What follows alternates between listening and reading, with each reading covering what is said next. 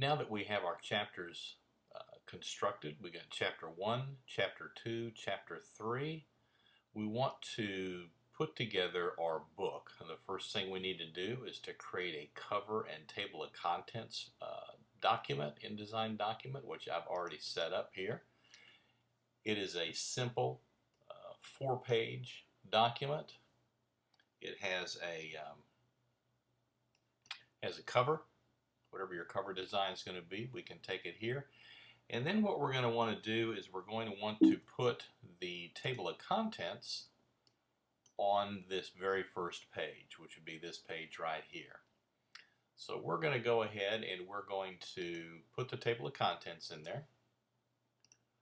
Or actually, we're going to save this document. The next thing we need to do, I just want to show you that we have this document built. The next thing we want to do is we want to build the book document. In InDesign, you'd start it, open up the file or start a file the same way you would a regular document. You would go to File, New, but instead of Document, we're going to select a book document. So let's select Book Document. We'll call it Book Design. We'll put it in the same folder that we have our other content, our other documents. Notice the ending of this is INDD, which stands for InDesign Document. The book design is INDB, which stands for InDesign Book. We're going to save it. And we'll open up a panel here that gives us the opportunity to pull in some of these other chapter documents and cover and table of contents documents. So we'll go down here, we're going to add documents, select everything that we want to put in there. In this case it's everything. I've just selected the top one, held my shift button down, selected the bottom one, and it selected all 4 documents. Click OK. Takes a little bit of time, but it will open up all the chapters and flow them into our book InDesign file. And you can see it's taking a little bit of time. It's putting in all the style sheets, all the stuff that we need to create our book. You also notice that it's taken the page numbers. It's got chapter 1, chapter 2, chapter 3. It starts chapter 1 with page 1. We know that that was an 8-page document. So it starts at page 1 to 8, 9 to 16 for chapter 2, so forth, all the way through the document. So it's gone in there and it's taken that special numbering character that we put in there and flowed that same number sequence all the way through the book. Well, the one thing we don't want is we don't want our cover and table of contents as the final few pages. We want that to be our first document. We can just simply grab it, drag it up, and it will place it at the top of our file, and it will go through and it will renumber all the different pages. So we're going 5 through 12. This goes from 13 to 20. Chapter 3 changes from 21 to 29, I believe is what it'll go to, or 28. So it's reflowed all the different pages. So if we open up our table of contents, we can see that we've got the file that we built, which is the book title and author, and then we've got what's gonna be down in here, our table of contents. Okay, so let's take a look at chapter 1. Chapter 1, open up chapter 1. We go through and it goes through the different chapters, and you can see that the page numbers are being sequentially put in there. We start at page 5, go to page 6, go to 7, 8, 9, 10, 11, 12, and it will continue on through. If we go into chapter 2, it would continue to page 13. Well, there's a little bit of an issue here. We don't really want to start the first page of chapter 1 as page 5. We'd like to start that out as page 1. Well, what it's doing, InDesign is reading all the pages, and since we put them in there as an automatic flow, it's reading all the pages from the very first document, which is our 4-page cover and table and contents document, and it's flowing that. It's numbering those pages in sequence, starting with that page number. Well, what we'd like to do is to be able to start our page numbering in chapter 1 on the first page. So this 5, we'd like for it to be a number 1 instead of a number 5. We can do that up in our Pages panel. So let's go up to the Pages panel. Let's select page 1 in our Pages panel. We're going to open up our flyout menu here. We're going to go down to Numbering and Section Options. And what this gives us the ability to do is to take a look at this numbering and section options. Right now it's set to automatically start the page numbering based on the documents before and after this document. Now, since we have a 4-page document before this one, obviously it's going to start at page 5. We want to start this page that we've selected over here, we want to start this page at page with the number 1. We want to start that with the number 1. We can start it with an A, we can start it with a Roman numeral 1 or a number 1, just really depending on what it is, however it is that you want to set it up. What we're doing is we're creating this chapter 1 as a brand new section. So let's go ahead and click OK.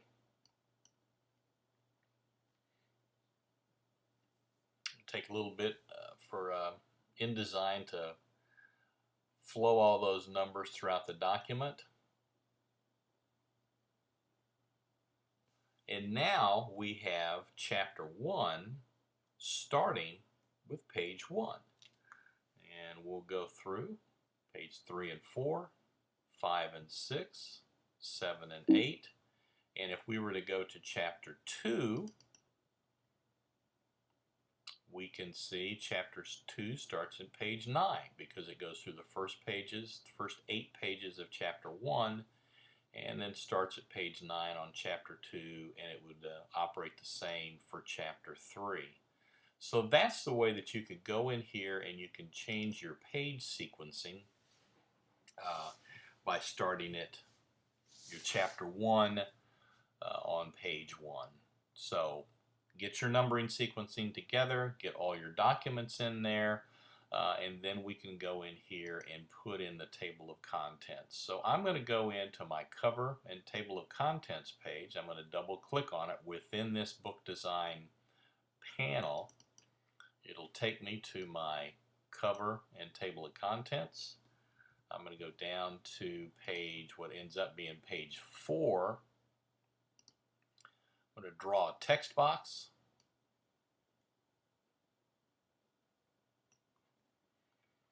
And go up under Layout, go down to Table of Contents, and you'll open up your Table of Contents panel. And the Table of Contents panel gives you a lot of different options to choose from. The title of the Table of Contents, you can give it just the title Contents, Table of Contents, Chapter Contents, whatever it is that you want to call it. This would be the title of your table of contents. Now I've already set one up. Matter of fact, I'll take these off so we can kind of go from the start.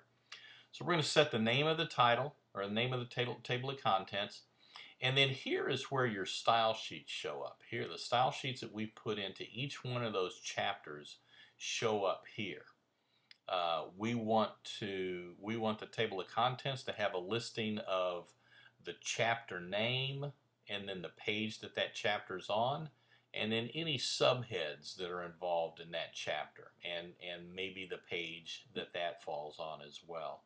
So we want to bring in style sheets. We want to bring in the chapter headlines.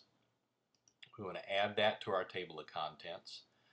Anywhere where there's a chapter subhead, we want to add that to our table of contents.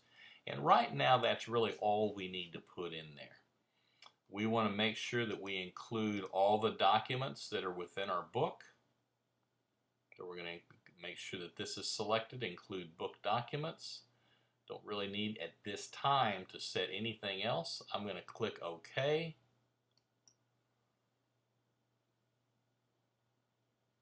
go over here and click into my table of contents, and it's flowed everything in there, but not quite the way that I'd like for it to be. It's the text sizes and stuff. It's basically a style sheet issue, but I can see I've got the headline that we put in our chapter for Chapter 1, Chapter 2, Chapter 3, all the subheads that we put into each one of those chapters, but it's not quite what I'm looking for. So I'm going to go in here, back to layout, down to table of contents, and I want to add some additional information to this. What I want to do is I want to go in here, and I've set up additional style sheets. Here is a TOC, stands for Table of Contents Chapter Headline. Now I've set this up in each one of my chapter styles. I've also set up a Table of Contents Chapter Subhead. So I'm going to, and basically these are it's the same typeface, it's the same typeface and style. It's just a smaller version. It's not the big, larger versions of the typeface. So I want to go ahead and I'm going to put chapter headlines, and I'm going to choose the table of contents chapter headline style down here. What this will do is this will bring in the name of the headline, and this will establish its style. I'm going to do the chapter headlines here, and you can see I've already done this ahead of time. Table of contents chapter subheads. I'm going to take my style back to basic or no paragraph style. So I've done all this. There is a symbol here. Oh, let's go back here. The chapter subheads. Let's say the page numbering. Let's say I don't want any page numbering after the subheads. We've kind of determined what page the chapters fall on. I don't necessarily want to repeat that number in the subheads. Unless you have multiple subheads that appear on different pages, you might want to do that. The chapter headlines, we want to make sure we've got the page numbers on that. In this case, we're going to put it after the entry. And then between entry and number, and which is the space. I think in the earlier video you learned that this table of contents is tab-based. This sets it up at the first tab. I don't necessarily, generally you're probably going to have a caret T. What I want to do is put what's called a caret Y, which sets it up at the right indent tab. If you can't remember that, you can do a fly-out menu here and select right indent tab, and it will put a little caret Y in there for you. So we're going to click OK on that. It'll change things up, and you can see what we've got. We've got a table of contents that tells me the Chapter 1 headline, what page that's on, the Chapter 2 headline, what page that's on, and the Chapter 3 headline, and what page that one's on. So we're able to keep our table of contents updated based on that. It's going to reflect all the information that's in our documents that are within our book. So let's take it another step further. Let's say I'm going to go to Chapter 1 here, and let's say that I would like to change this to Chapter 1 revised headline. So I've changed the text on that. We're going to go back to the table of contents, and I need to make sure that that headline change is reflected in my table of contents listing here. Right now it hasn't. This one still says Chapter 1 headline. In the Chapter 1 I put in the word revised in there. So I'm going to go back to table of contents. Under layout, I'm going to update table of contents.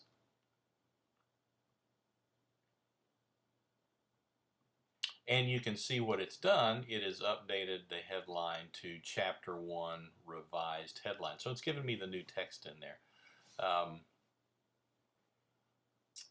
The other thing I wanted to show you that is if you decide, and I'm going to go change this back, Let's say you go in here and you decide that you want to change the size of this. You don't quite think this is, or you think maybe this is a little bit too large. Let's take it down to maybe 24 point type.